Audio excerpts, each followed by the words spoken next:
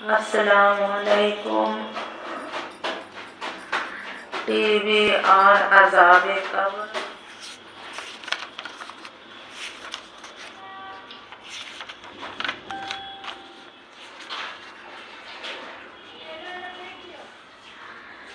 وضع کے دوران تسبیح نہ پڑھیں۔ اس حدیث میں 3 باتیں ہمارے لیے سبق کے طور پر موجود ہیں۔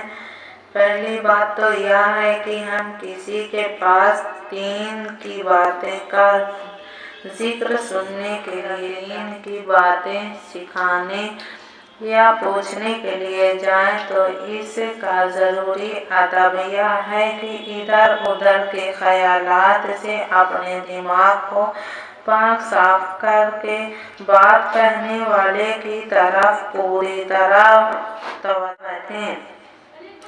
اس لیے علماء نے فرمایا کہ دین کے تذکرے ذکر کے دوران اور وجہ دینی تقریر کے زبان سے ذکر بھی نہ کیا جائے، جیسا کہ کچھ لوگ وعظ کے بھی پڑھ رہے ہیں اور وعظ بھی سن رہے ہیں۔ عالموں سے ایسا کرنے سے منع فرمایا ہے۔ یہ ادب کے خلاف ہے۔ ادب یہ ہے کہ اس وقت زبانی ذکر بھی بند کر دیا جائے اور اپنے آپ کو پوری طرح سے دین کی باتیں سننے میں مشغول رکھا جائے، جیسے کہ اس حدیث سے صحابہ کا یہ عمل ظاہر ہوا کہ میں اپنی موت کو یاد کریں۔ ایک اور آداب اس حدیث میں ہمارے لیے یہ ہے کہ قبرستان میں جا کر ہمیں اپنی موت کو یاد کرنا چاہیے، اپنی قبر کو سوچنا چاہیے۔ آج کل اس آداب سے ہمارے اندر بڑی غفلت پائی جا رہی ہے۔ جب ہم قبرستان کی طرف جاتے ہیں تو بھی دنیا کی باتیں کرتے ہیں اور قبرستان میں پہنچ کر بھی دنیا کی ہی باتیں کرتے ہیں۔ وہاں کی قبروں کو دیکھ کر ہمیں اپنی قبر اور موت یاد نہیں آتی، جبکہ قبرستان جانے کا اصل ادب یہی ہے کہ وہاں جا کر اپنی موت کو یاد کریں، اپنے مرنے کو سوچیں اور مرنے کے بعد اپنی قبر کے حالات کو سوچیں اور یہ سوچیں کہ آج یہ لوگ جو قبر میں دفن ہیں، ایک وقت ہوا تھا جب یہ بھی ہماری طرح دنیا میں کھاتے پیتے تھے، رہتے سہتے تھے، لیکن آج اپنی قبروں کے اندر عذاب میں ہیں یا ثواب میں ہیں، کچھ پتہ نہیں۔ ہمیں بھی ایک دن یہاں پہنچنا ہے۔ جس طرح جنازے کو لے کر یہاں آیا ہوں، اسی طرح ایک دن مجھے بھی جنازے کی صورت میں یہاں لایا جائے گا۔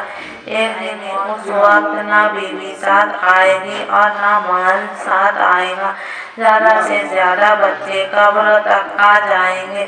زندگی بھر کا صلہ۔ حضرت ڈاکٹر عبدالحمید صاحب رحمۃ اللہ علیہ، اللہ تعالیٰ ان کے درجات بلند فرمائے، آمین۔ ایک بار پاپوش نگر کراچی میں کی قبر حضور پاک صلی اللہ علیہ وسلم کی طرف متوجہ ہو کر بیٹھے تھے اور ایسا جم کر بیٹھے تھے جیسے ان کے سروں سے پچھی بیٹھے ہیں، اس لیے کہ پرندہ پچھی ہمیشہ جمی ہوئی اور بے جان چیز پر بیٹھتا ہے، گویا کہ یہ کہنا چاہیے کہ وہ بالکل بے جان ہو کر بھی ظاہر اور دماغ بھی ظاہر ہے۔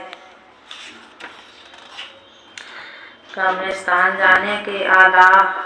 دوسرا آداب اس حدیث سے یہ معلوم ہوا کہ قبرستان پہنچنے کے بعد اگر قبر تیار ہونے میں کچھ دیر ہو تو قبرستان میں بیٹھ سکتے ہیں، لیکن قبر پر نہیں بیٹھنا چاہیے اور نہ کسی قبر پر کھڑے ہونا چاہیے۔